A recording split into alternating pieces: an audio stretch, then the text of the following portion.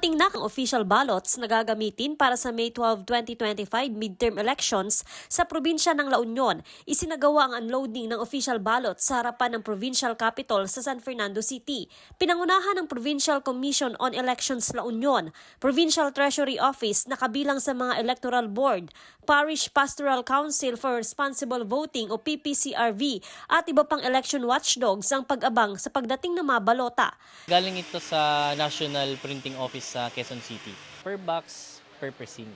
Pupunta rin yan sa kanilang mga respective municipal treasurer para doon na mismo i-verify ng ating mga electoral board kung tama ba yung contents ng ating mga boxes na yan. Ang naging participation po natin during this distribution of ballot boxes po, may papakita po natin yung transparency po, no?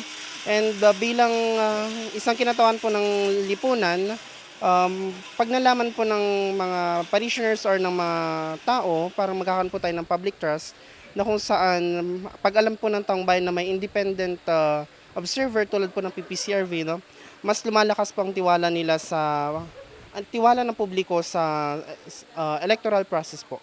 Sa kabuuan, merong 840 boxes na dumating sa probinsya. Laman nito ang balota ng kabuuang higit sa 500,000 registered voter ng probinsya. Kasama na rin ang mga box na naglalaman ng indelible ink.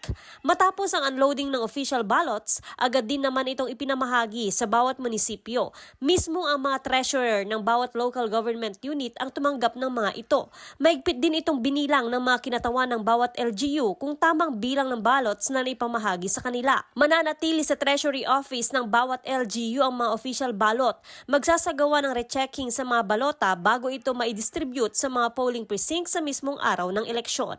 See to it na maididistribute ngayong araw na ito kasi kaming mga taga-province of La Union, the provincial treasurer being the custodian at magre-receive ng mga official ballots from the F2 Logistics, i-distribute natin siya within this day para po secured po. Hindi na po matutulog dito sa province of La Union ang mga balota.